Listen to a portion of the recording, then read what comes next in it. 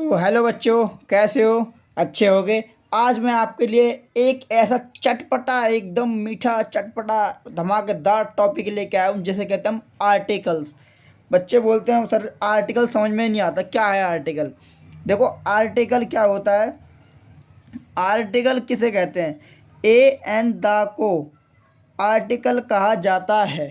ठीक है, आपने देखा भी होगा कहीं का, हम देखते हैं ना, दा क्यों लगा आ गया, यहाँ पे ए क्यों लगा आ गया, यहाँ पे एन क्यों लगा आ गया, तो उसको हम आर्टिकल कहते हैं। ठीक है बच्चों, तो अब इसके हम कुछ विशेष जानकारी, कुछ खास बात है इसके बारे में, उसको हम पहले जानते हैं फिर समझते हैं आर्टिकल क्या होता है। देखो, जब हम अंग्रेजी में बात करते हैं या स्पीच देते हैं तब हम वीक फॉर्म का प्रयोग करते हैं। ए का उच्चारण अ एन उच्चारण, अन और का उच्चारण करते हैं कॉन्सोनेंट साउंड के पहले और वोवल साउंड के पहले।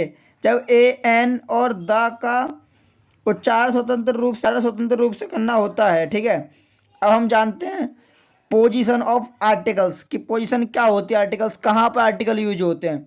तो एक बार मैं आपको बताता हूँ कहाँ पे आर्टिकल यूज होते हैं। आर्टिकल का प्रयोग नाउन के ठीक पहले होता है। ठीक है, और अगर नाउन के पहले कोई एडजेक्टिव रहे तो आर्टिकल का प्रयोग उस एडजेक्टिव के पहले होगा। अगर नाउन के पहले एडजेक्टिव और एडजेक्टिव के पहले एडवर्ब रहे तो आर्टिकल का प्रयोग एडवर्ब के पहले होगा। जैसे मैंने कुछ उदाहरण लिख रखे हैं, हम उनसे समझते हैं। ठीक हो, अगर आपको कोई डाउट है तो मेरे को आप कमेंट कर सकते हो, मैं आपका डाउट क्लियर करने की कोशिश करूँगा। ठीक है, कोशिश नहीं करूँगा ही। जैसे कि देखो, हमारा यहाँ पे क्या है, रीता इज ए गर्ल।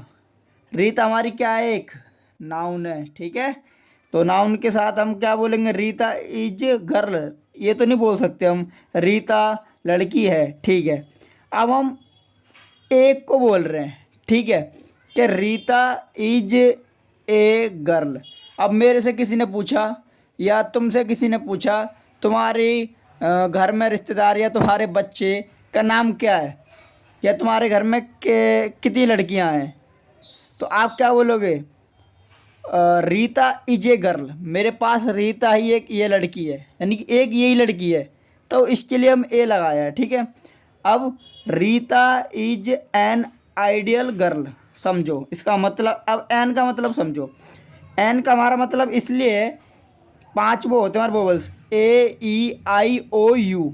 अगर आपको ये कहीं दिखते हैं तो उससे पहले हमें एन का प्रयोग करना होगा ए के बजाय। ठीक है, तो वहाँ पे हमको ए यूज नहीं करना। देन अगर ये ए ई आई ओ यू वोवल्स दिखते हैं वर्ब के आगे तो हमको एन का प्रयोग करना है। ठीक है, आई होप, उम्मीद करता हूँ ए एन समझ में आ गया होगा। अब चलते हैं हम दा की तरफ। देखो, दा बहुत ईजी है, भले ही आप ए एन के अंदर कंफ्यूज हो जाओ, बट जो दा है ना, जैसे उसमें उदाहरण में लिख रखा है, this is the strongest horse.